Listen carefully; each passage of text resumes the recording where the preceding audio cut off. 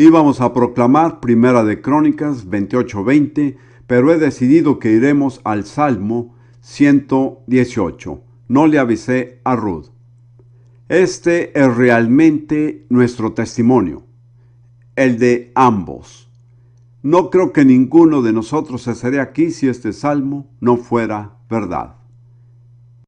Empieza con el versículo 13 y leeremos hasta el versículo 18. La persona a la que se dirige primero es al enemigo, pero luego es a Dios. Me empujaste con violencia para que cayese, pero me ayudó Jehová, mi fortaleza y mi cántico es Jehová, y él me ha sido por salvación.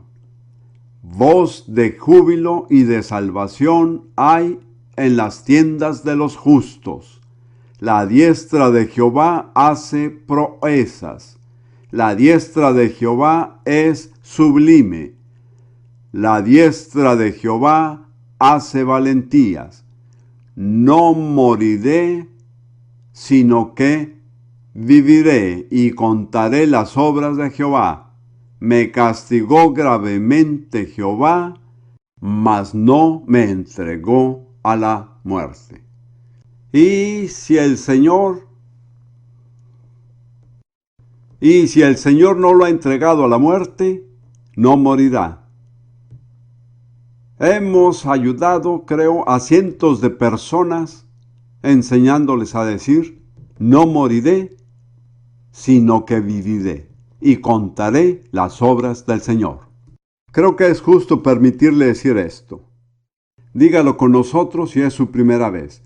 No moriré, sino que viviré y contaré las obras del Señor. Otra vez. No moriré, sino que viviré y contaré las obras del Señor. Otra vez. No moriré, sino que viviré y contaré las obras del Señor. Amén. Gracias. Ahora, planeo una serie de 6 mensajes, de los cuales este es el primero. El tema será profecías bíblicas acerca del futuro. Digo bíblicas porque hay profecías que no han sido registradas en las Escrituras. Creo en el don de la profecía actual. Creo que hay profetas, pero existe una diferencia extremadamente importante entre las profecías de la Biblia y las profecías que pueden darse hoy. Esto es que las profecías de la Biblia ya han sido refinadas. David dijo al Señor, tu palabra ha sido refinada. Él dijo en el Salmo 12, las palabras del Señor son puras, son como la plata refinada, 7 veces purificada. Esta es una imagen gráfica. La plata es el mensaje, el crisol es el Espíritu Santo, y la tierra es la vasija humana. Aunque han sido dadas como vasijas humanas, han sido purificadas por el fuego del Espíritu Santo, que son absolutamente confiables y no tiene que verificar las profecías de la Biblia. Pero cualquier otra profecía dada hoy tiene que comprobarla, no debe tragársela toda. He dicho con frecuencia, usted sabe qué hacer cuando come pescado. Coma la carne y deseche las espinas. Y haga lo mismo con la clase de profecías que se divulgan en la iglesia hoy día. Se ha vuelto una moda ser profeta. Por cierto, no fue tan popular con los verdaderos profetas, que la pasaron tan mal en su tiempo, en su mayoría. En realidad, la verdad es que incluso ser un apóstol en realidad no es popular. Yo predicaba en Ghana sobre los dones y había varios miles, en su mayoría, jóvenes africanos. Y les describí lo que es un apóstol. Y dije, ¿cuántos de ustedes quisieran ser apóstoles? Muchos se pusieron de pie. Yo dije, esperen, debo darles la descripción del cargo antes de que se presenten aquí. Leí lo que no puedo leer esta noche en 1 Corintios capítulo 4, donde Pablo describe lo que es ser un apóstol. Él dijo, nos ha exhibido a nosotros los apóstoles como postreros, como a sentenciados a muerte. Y yo pregunté, ¿cuántos de ustedes todavía quieren el trabajo? Bueno, algunos se quedaron de pie, pero no tantos. Entonces, seamos fieles al tema de esta conferencia. Seamos auténticos. No usemos un lenguaje religioso y lindas frases que carecen realmente del poder de Dios y no se conforman a nuestra manera de vivir. Y como dije, voy a tratar el tema de las profecías bíblicas. Creo que este es un tema muy desatendido por la mayoría de los que llamamos carismáticos o pentecostales, y no tanto por los evangélicos. Ha habido cierto interés entre ellos. Creo que muchos cristianos han tropezado, han perdido su camino, no entienden lo que sucede porque no se han tomado el tiempo de estudiar las profecías bíblicas acerca del futuro. Permítame volver un momento a Isaías capítulo 46, versículos 9 y 10. Es el Señor quien habla, el Dios de la Biblia. Describe algo que es único acerca de Dios y de la Biblia. Esto no es cierto en ninguna otra religión ni en ningún otro supuesto Dios. Solo Dios predice el futuro con exactitud, incluso miles de años antes de que suceda. Y solo la Biblia contiene esas predicciones. No hay otra religión del mundo que se le pueda comparar, ni el hinduismo, ni el islam, ni la nueva era, ni ninguna otra. La Biblia es totalmente única y revela a un Dios único que predice lo que va a suceder y lo revela por medio de sus profetas, como dije, aún miles de años antes de que éstas ocurran. Estas son las palabras del Señor en Isaías 46, 9 y 10. Yo soy Dios, y no hay ningún otro, y no hay nadie igual a mí. En otras palabras, soy único. Yo anuncio el fin desde el principio, desde los tiempos antiguos, lo que está por venir. Y yo digo, mi propósito se cumplirá y haré todo lo que deseo. Entonces, ese es un atributo único del verdadero Dios, saber de antemano lo que va a suceder. Y Él puede declarar el fin desde el principio. Y en la Biblia hay literalmente cientos de pasajes en los que Dios ha hecho precisamente eso. Lo señalan como el único Dios y a la Biblia como un libro único sin rival en la literatura religiosa universal de todo el mundo. Quiero ir ahora a un pasaje particular, profético, que habla del tema de la profecía y se encuentra en 2 de Pedro, capítulo 1, versos 16 al 19. Leeré el pasaje en un momento, pero primero déjeme decir que el tema de este pasaje es el regreso de Jesucristo en poder y en gloria. Yo sugeriría que este es sin duda el tema más importante de toda la profecía en la actualidad y es la concerniente al regreso del Señor Jesucristo. En el griego del Nuevo Testamento hay una palabra especial, parousia, que se emplea para este suceso particular. Significa la presencia o el regreso del Señor y se refiere a su venida en poder y gloria como Rey para establecer su reino sobre la tierra. Lo que Pedro está diciendo es, cuando les dijimos creyentes acerca de esto, no les contábamos alguna fantasía que nos inventamos o alguna fábula artificiosa, sino que hablamos de la experiencia como testigos oculares. Porque él dijo, vimos en el monte de la transfiguración cómo será él cuando venga en poder y gloria.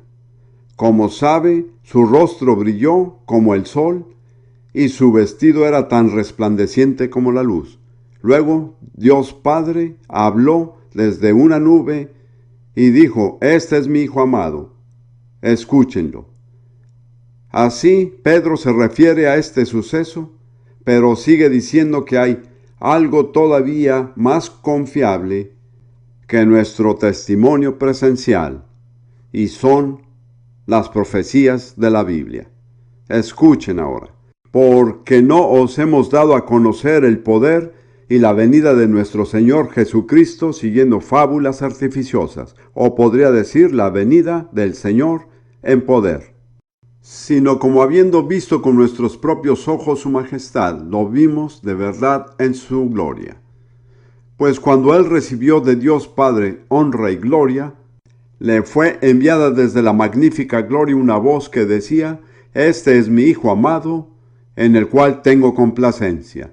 Y nosotros oímos esta voz enviada del cielo cuando estábamos con él en el monte santo. Este es el monte de la transfiguración. Puede encontrar esto relatado en Mateo capítulo 17, los primeros versículos, y en los otros dos evangelios, Marcos y Lucas.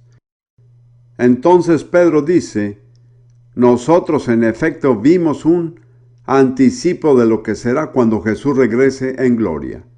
Pero esto es muy importante. Él dijo, hay otro testimonio aún más confiable y es el testimonio de la palabra profética de Dios. Siempre la máxima y más segura fuente de verdad es la palabra de Dios. El testimonio de los testigos oculares es impactante, pero nunca reemplaza el testimonio de las escrituras proféticas. En 1 Corintios 15, cuando Pablo habla acerca de la resurrección, primero que todo, él dice que Jesús murió conforme a las escrituras, fue sepultado conforme a las escrituras y resucitó al tercer día. Las escrituras son el principal testimonio. Luego enumera toda una serie de testigos que en verdad vieron a Jesús después que resucitó de los muertos. Pero recuerde que la suprema autoridad de cualquier verdad son las escrituras, la palabra de Dios.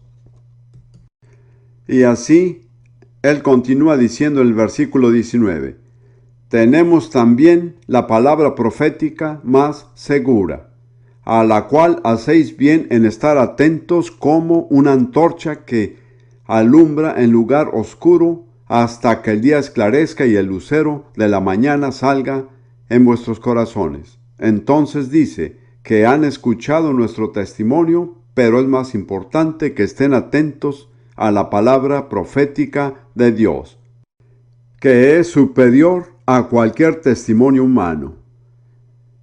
Él dice, hacen bien en estar atentos a ella. Ese es el tema que quiero comunicarle. Le conviene prestar atención a las escrituras proféticas. Si no les presta atención, estará en un lugar oscuro, sin luz, porque son las escrituras proféticas la antorcha que brilla en el lugar oscuro, y como hijo de Dios no debe estar sin la luz. Dios ha provisto la luz para usted por medio de las escrituras proféticas, pero si usted no las estudia, si no las lee, si no se familiariza con lo que dicen, estará en la oscuridad cuando debería estar en la luz. Y una persona que está en la oscuridad no sabe a dónde va.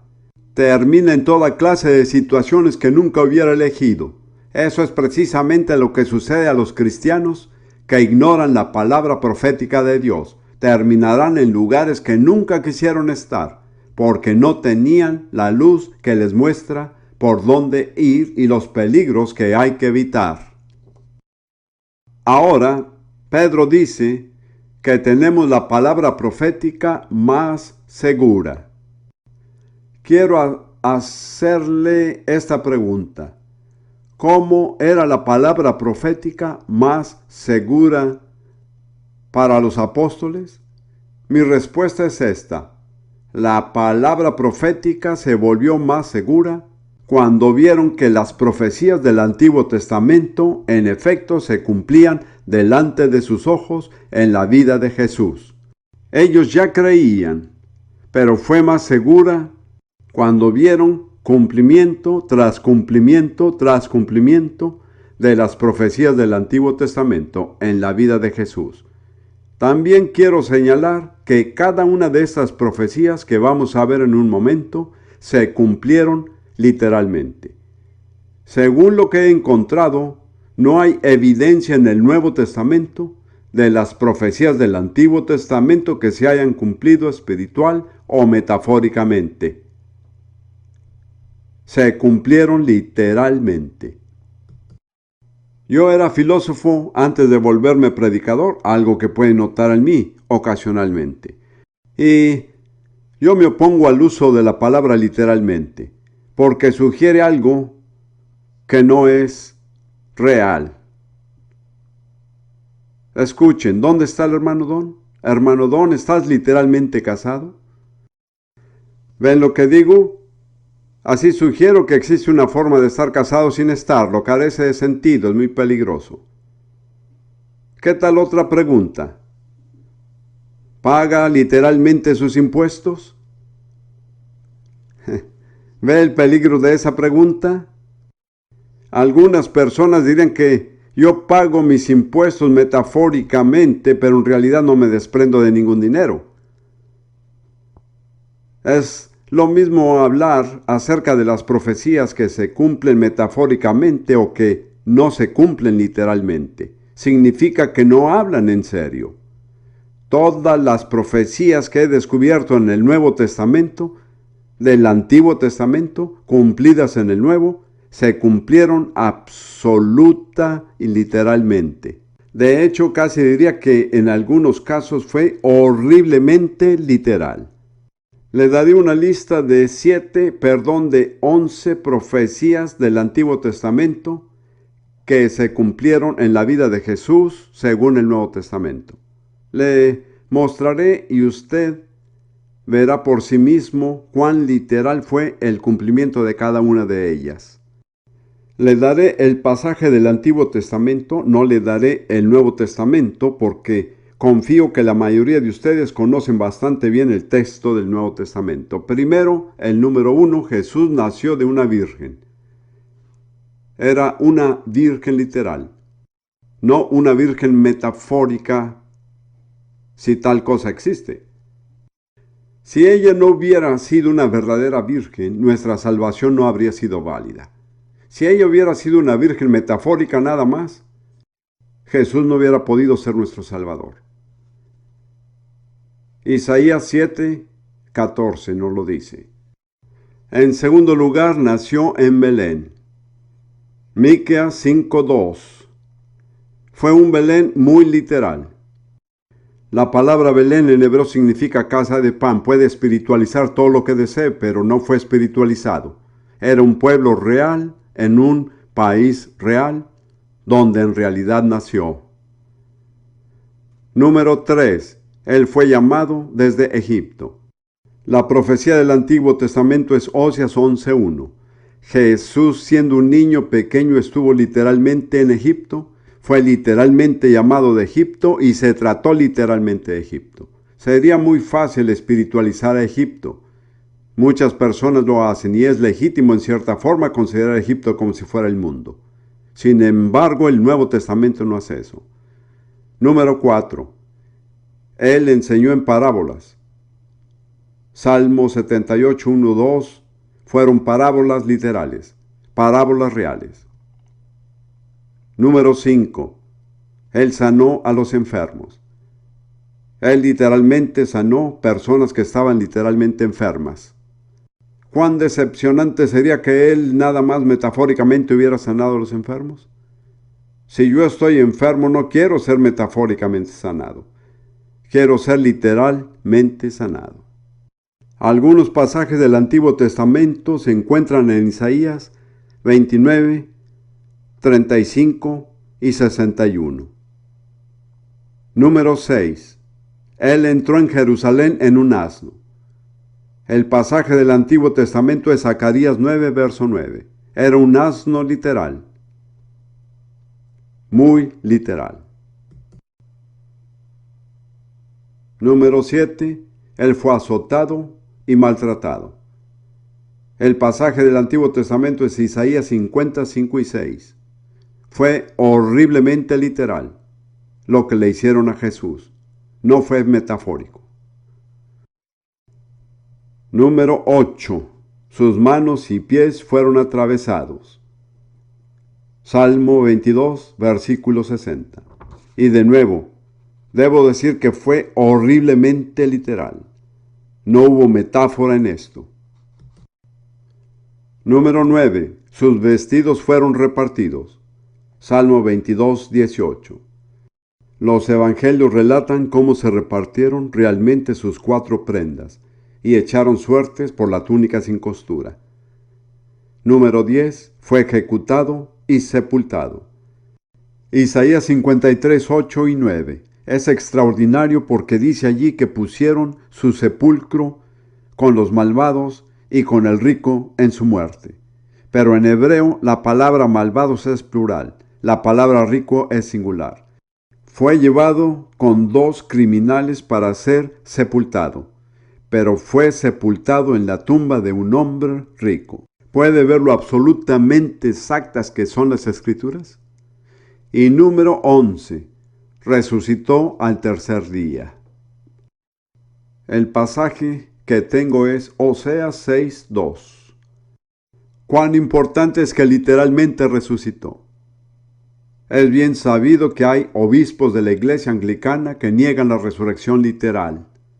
Si no hay resurrección literal, no hay perdón de pecados. No hay don de vida eterna. Puede ver cuán tremendamente importante es que no se tome como alegoría, sino con el significado puro y sencillo de las palabras.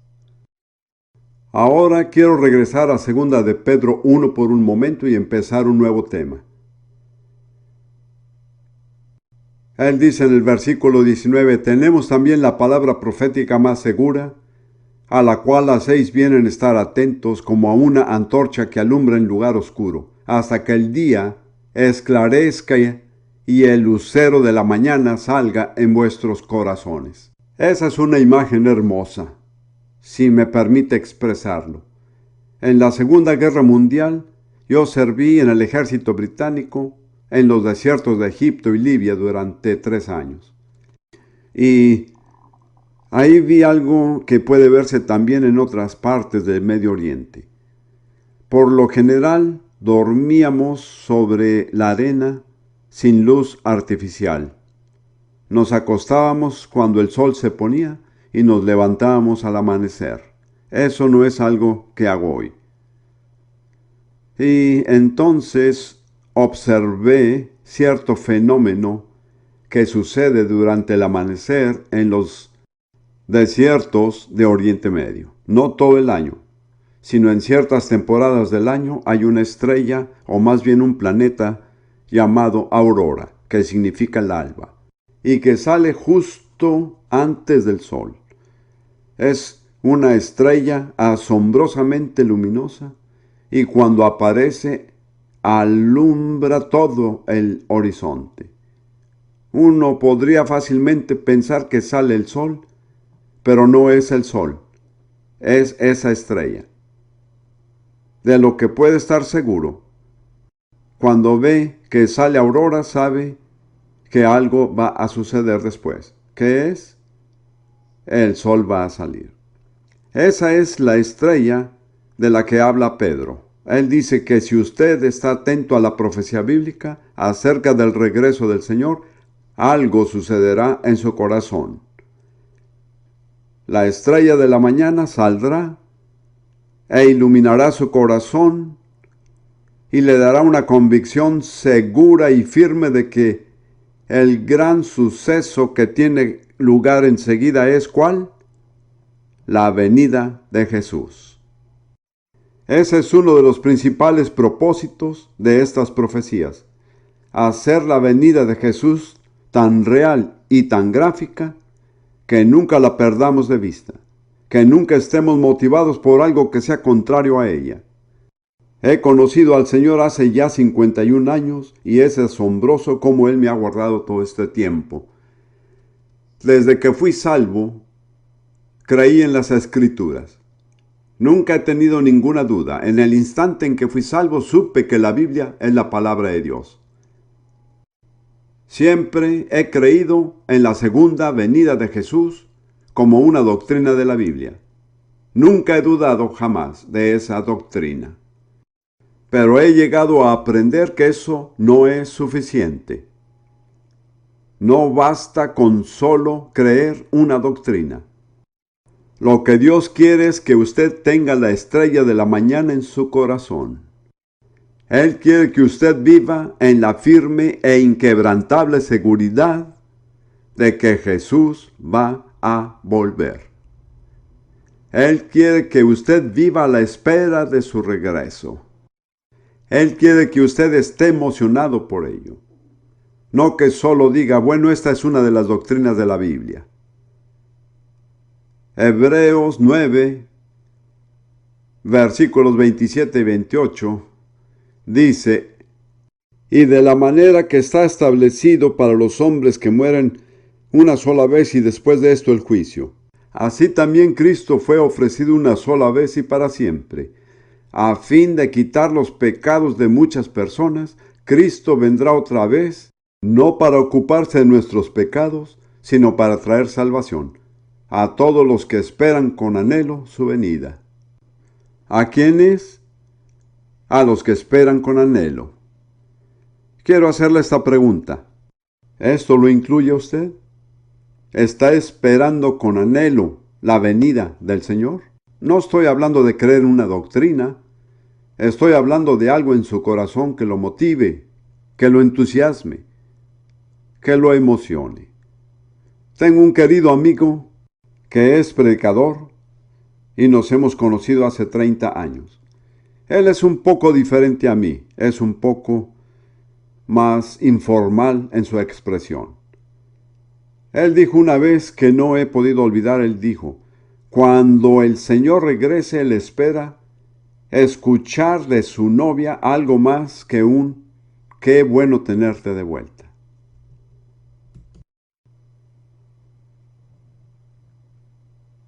Entonces, ¿está emocionado? Sea honesto consigo mismo, porque Dios puede cambiarlo. Una de las razones por las que está aquí es para ser cambiado.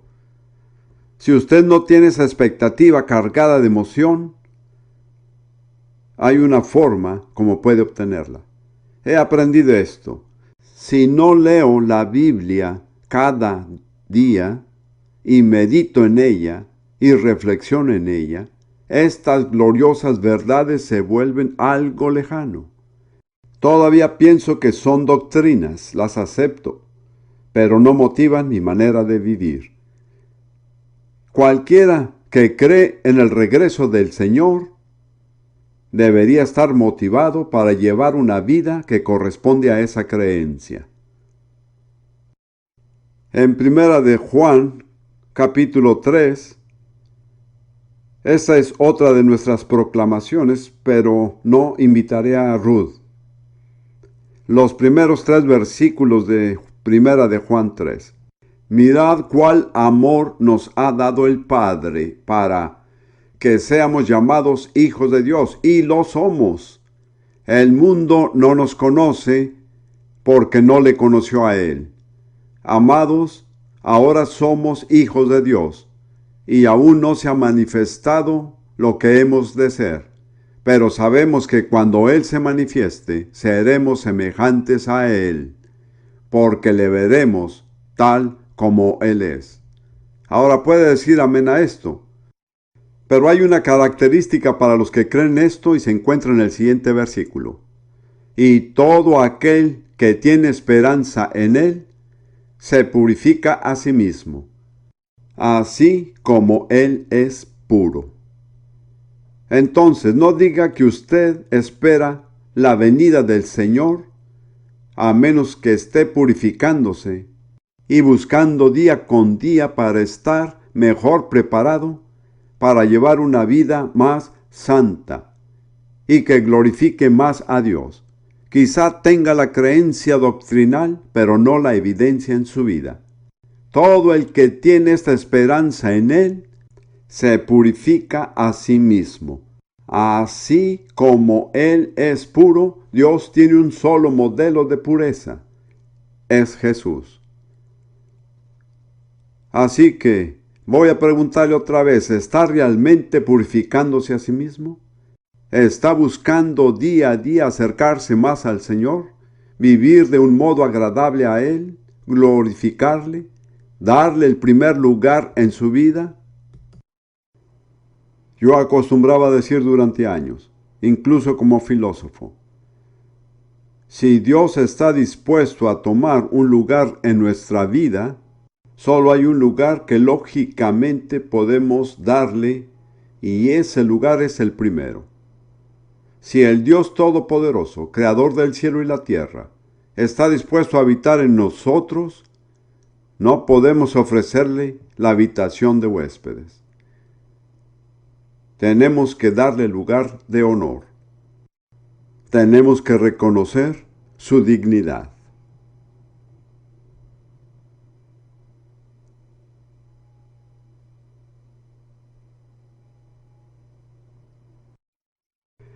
Quiero decir algo acerca de las características generales de la profecía bíblica, porque hay mucha confusión acerca de la profecía en la iglesia hoy.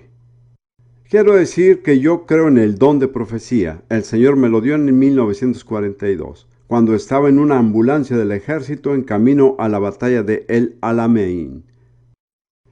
Yo no sabía lo que estaba pasando, pero escuché unas palabras salir de mi boca y me di cuenta de que estaba profetizando. Y muchas maravillas en mi vida han tomado forma gracias a la profecía. Pero déjeme decirle que nunca acepto la profecía sin antes examinarla. Y si yo no soy quien recibe la profecía, soy yo quien la examina con más cuidado. Nunca me guío por una profecía a menos que esté convencido de que realmente vino del Espíritu Santo. Verán, hay un hermoso pasaje en Apocalipsis 19, versículo 10. Veamos la última parte del versículo. Dice, el testimonio de Jesús es el espíritu de la profecía. En otras palabras, toda profecía verdadera da testimonio de Jesús. Él es el tema de toda profecía desde Génesis 3:15 hasta el final del libro de Apocalipsis. Cualquier mensaje que no dé testimonio de Jesús debe ser cuestionado. Si pone cualquier otra cosa en el lugar que está reservado para Jesús, si algo desvía nuestra atención a cualquier otra área que no es Jesús, no tiene la marca de la profecía bíblica, porque el testimonio de Jesús es el espíritu de la profecía. Él es el tema de toda profecía. Y luego en Juan 16:14, Jesús habló acerca de la venida del Espíritu Santo. Él me glorificará. El Espíritu Santo tiene un propósito supremo: glorificar a Jesús. Si quiere que el Espíritu de Dios visite una reunión, ya sea de adoración o predicación o lo que sea, si se propone sinceramente glorificar a Jesús, el Espíritu Santo estará dichoso de acompañarle. Pero a Él no le interesa glorificar a nadie más sino a Jesús. Cuando nos encontramos en una situación de profecía o ministerio de alguna clase, donde la atención se desvía hacia un personaje humano, puede estar seguro de que el Espíritu Santo se ha retirado. Puede que haya empezado en el Espíritu, pero no siguió en el Espíritu. Esa es una de las pruebas más seguras de la obra del Espíritu Santo. Se le está dando la gloria a Jesús. Él nunca glorificará a nadie más porque nadie más merece la gloria. Luego, como he señalado ya en las palabras de segunda de Pedro, el enfoque central de toda la profecía en este periodo específico es el regreso del Señor. Dios quiere recordarnos constantemente el regreso del Señor Jesús. Permítame presentarle otra imagen sencilla de la profecía. Puede considerar la profecía como un mapa de acontecimientos futuros. Si tiene un mapa, como el mapa de una ciudad, no le muestra todo. En términos generales, si es un mapa de una ciudad, no le mostrará el color de las casas. Ni siquiera la altura de las casas. No le mostrará los nombres de las personas que viven en las casas. Pero le mostrarán lo suficiente para el propósito por el cual fue hecho el mapa, que es guiarlo a donde usted quiere ir. La profecía bíblica es como un mapa. No le muestra todo. Tal vez no le muestre las cosas que le interesan, pero le mostrará lo suficiente si presta atención para guiarlo al destino correcto. Ese es su propósito. ¿Cuál es el destino? Así es, yo digo que es la vida eterna. Escapar del infierno. ¿Cuántos creen que el infierno es real? Alabado sea Dios. Doy gracias a Dios porque Él me salvó del infierno. Si yo tuviera lo que quiero, hace rato que estaría en el infierno. No puedo pedir justicia. Lo único que puedo rogar es misericordia. El infierno es donde yo debería estar. No me cabe la menor duda. Pienso en un amigo mío que era vendedor, un vendedor comercial en los Estados Unidos, también es predicador. Se ganaba la vida vendiendo algo y tenía que conducir de un lado a otro. Excedió el límite de velocidad 3 veces. Entonces el sheriff, que es la persona que trata con estos asuntos, el sheriff lo citó en su oficina. Él tenía miedo de perder su licencia de conducción. Si perdía su licencia, perdía su medio de sustento. Entonces pensó en lo que iba a decir. Entró en la oficina del sheriff y dijo: Señor, no le pido justicia, le pido misericordia. El sheriff dijo: nadie me ha dicho eso jamás. Él le permitió conservar su licencia. Bueno, pensé en eso muchas veces. Señor, no te pido justicia, te pido misericordia. ¿Puede estar de acuerdo con esto? ¿Está feliz porque no va a recibir justicia? La Biblia dice que la paga del pecado es muerte. La recompensa justa del pecado es la muerte. Si usted quiere justicia, hermano, puede tenerla. De hecho, la tendrá, ya sea que lo desee o no. Pero el don de Dios, el don gratuito de la gracia de Dios, absolutamente inmerecido don de Dios, es vida eterna. No pida justicia. Escuché a un hombre una vez: lo único que quiero es justicia. Yo pensé: ay, si supiera lo que está diciendo.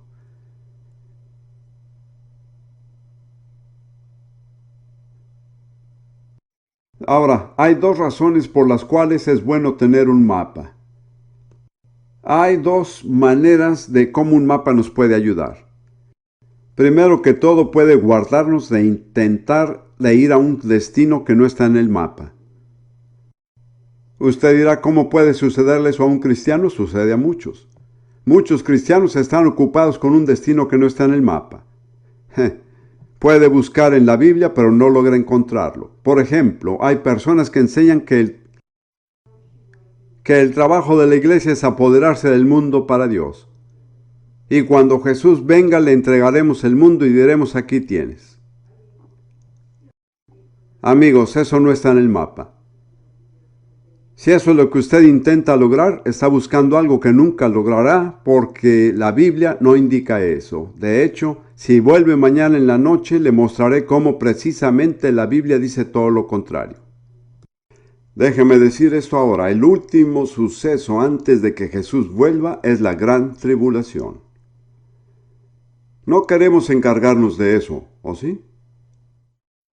Entonces no le apuntemos algo que no está en el mapa.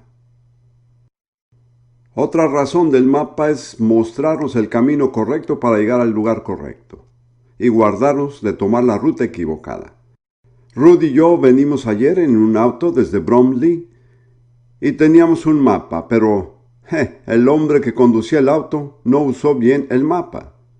Dimos vueltas varios kilómetros. Nunca me había dado cuenta cuán difícil era llegar a Malvern desde ayer. Pero él no usó bien el mapa. Tal vez diga qué clase de ruta equivocada podría sugerir. Permítame sugerir una.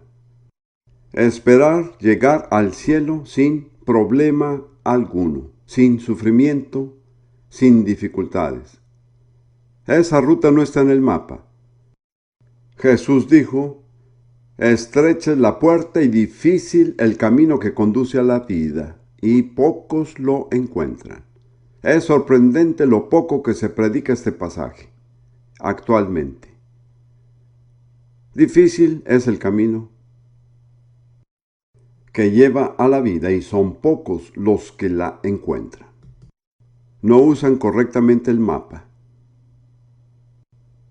Pablo y Bernabé dijeron a los nuevos creyentes en Hechos 14:22, es necesario que a través de muchas tribulaciones entremos en el reino de Dios. Así que si va por una ruta que dice no hay tribulación, ni problemas, ni dificultades, ni tentaciones, quiero advertirle que no llegará al reino de Dios. Ese no es el camino. Permítame decirle dos últimas palabras de advertencia y espero que sea de ayuda. Creo que los individuos que más nos complican realmente el estudio de la profecía bíblica son aquellos que lo saben todo. Ya sabe, ellos pueden decirle lo que va a suceder, quién será el anticristo y todo, pero siempre están equivocados. Lo curioso es que cuando están equivocados no se molestan en decir que estaban equivocados. Hubo un hombre en Estados Unidos que profetizaba que Jesús regresaría en alguna fecha de septiembre de 1988. Quiero decir, tenía multitudes de seguidores, vendió millones de copias de su libro. Bueno, Jesús no volvió. ¿Hace falta decirlo? Entonces dijo que calculó mal la fecha, que debió ser 1989. Él no volvió en 1989. ¿Sabe qué descubrieron después? Que mientras enseñaba esto, él estaba usando dinero para edificar una base de un ministerio gigantesco. ¿Para qué necesitaba eso si Jesús iba a regresar?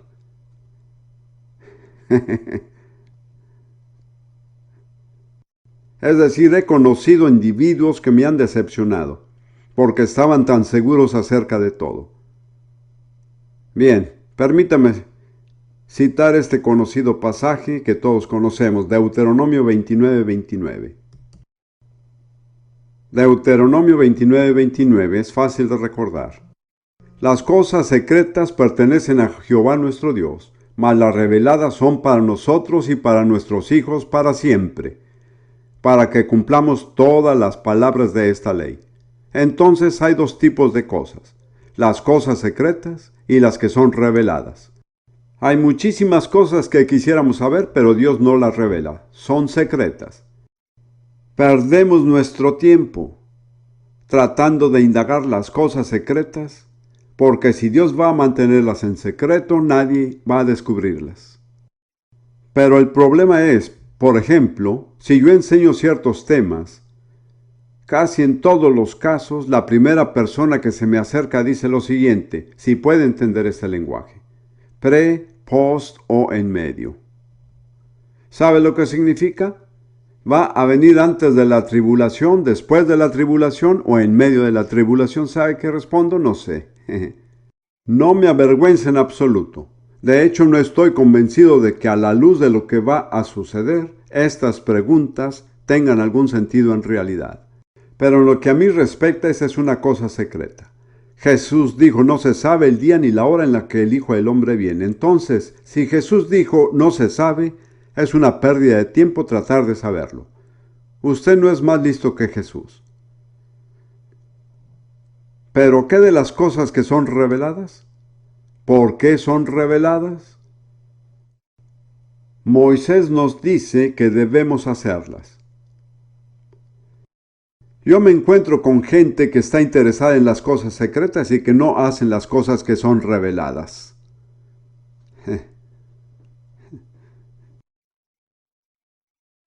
El hermano está de acuerdo.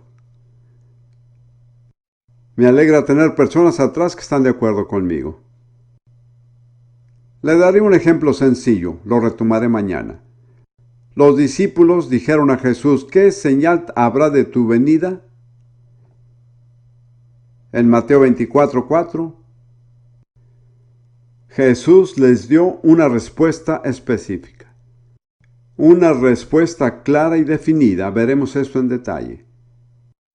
Él dijo, y será predicado este evangelio del reino en todo el mundo para testimonio a todas las naciones y entonces vendrá el fin. Esa es una respuesta específica a una pregunta específica. ¿Cuándo vendrá el fin? Cuando este evangelio del reino haya sido predicado en todo el mundo como testimonio a todas las naciones.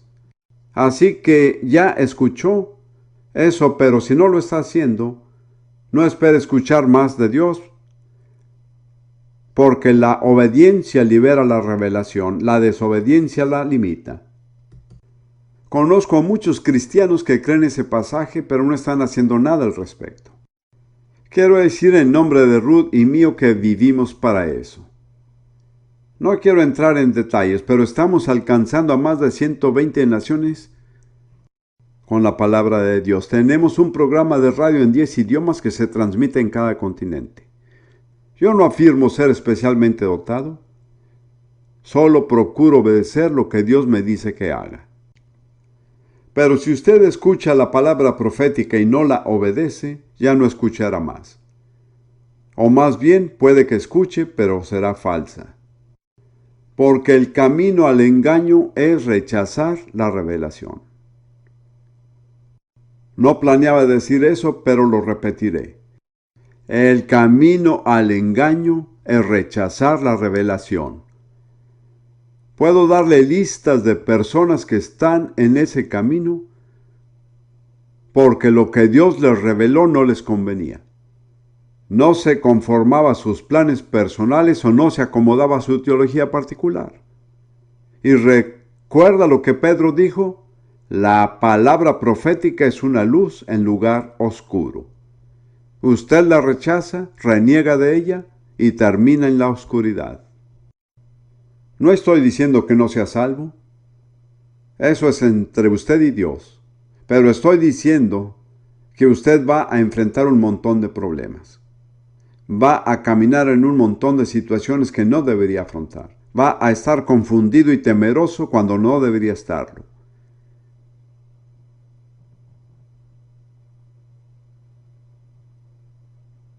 Voy a citar un pasaje más y esto es preparación para mañana. Eso espero. Deuteronomio 18, 18 y 19. Palabras de Moisés a Israel. Deuteronomio 18, versículos 18 y 19. Profeta les levantaré de en medio de sus hermanos, como tú, como Moisés, y pondré mis palabras en su boca, y él les hablará todo lo que yo le mandare. Los escritores del Nuevo Testamento están en total acuerdo con que el profeta era ¿quién? ¿Quién era? Jesús. Así es. Entonces sabemos, según el Nuevo Testamento, que la persona que cumplió esa profecía fue Jesús. Él es el único profeta de quien Dios diría que él hablaría todo lo que él mandare. Luego dice, mas a cualquiera que no oyere mis palabras que él hablare en mi nombre, yo le pediré cuenta. Hermanos y hermanas, ignorar la enseñanza profética de Jesús es muy peligroso. Porque si usted no oye lo que Dios dice, Él va a pedirle cuentas. Esa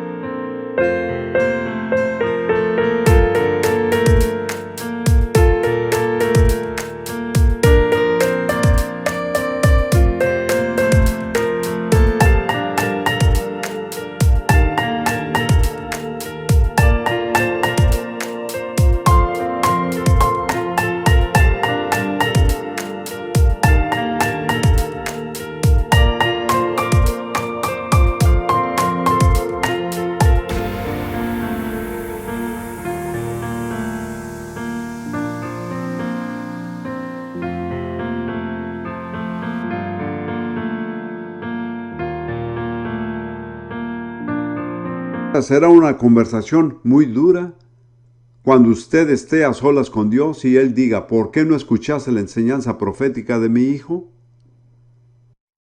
¿Qué excusa le va a dar? No hay excusa que valga. Eso es todo lo que tengo que decir, salvo una cosa. Quiero hacerle una pregunta.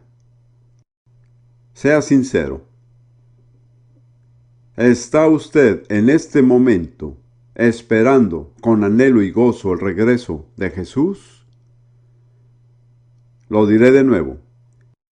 ¿Está usted en este momento esperando con anhelo y gozo el regreso de Jesús? Porque si no es así, la estrella de la mañana no se ha levantado en su corazón. Y va a tener problemas. Así que, si ha podido recibir lo que he dicho esta noche,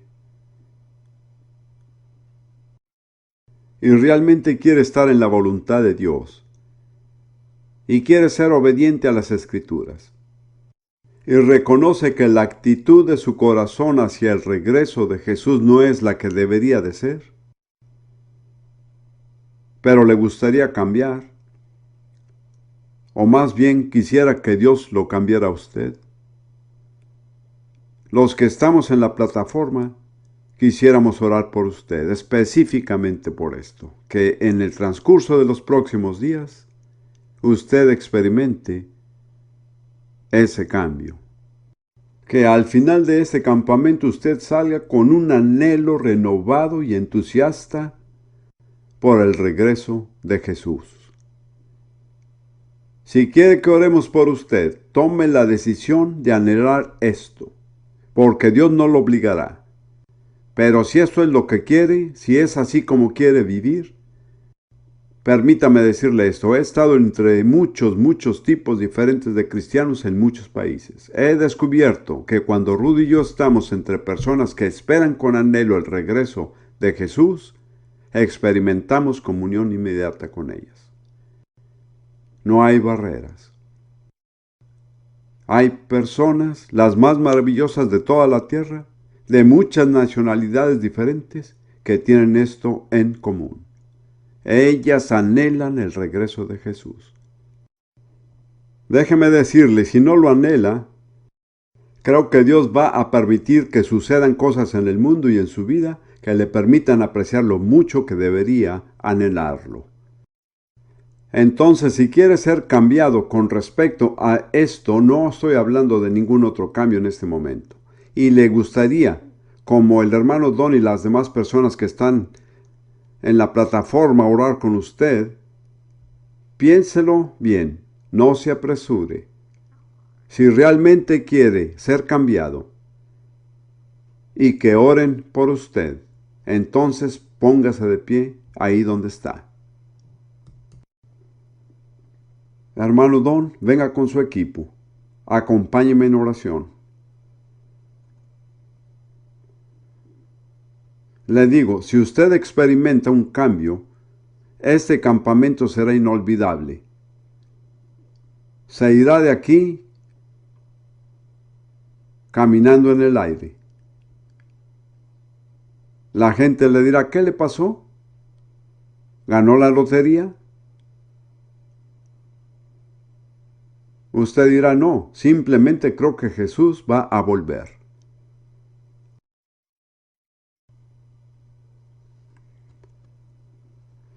Vamos a orar.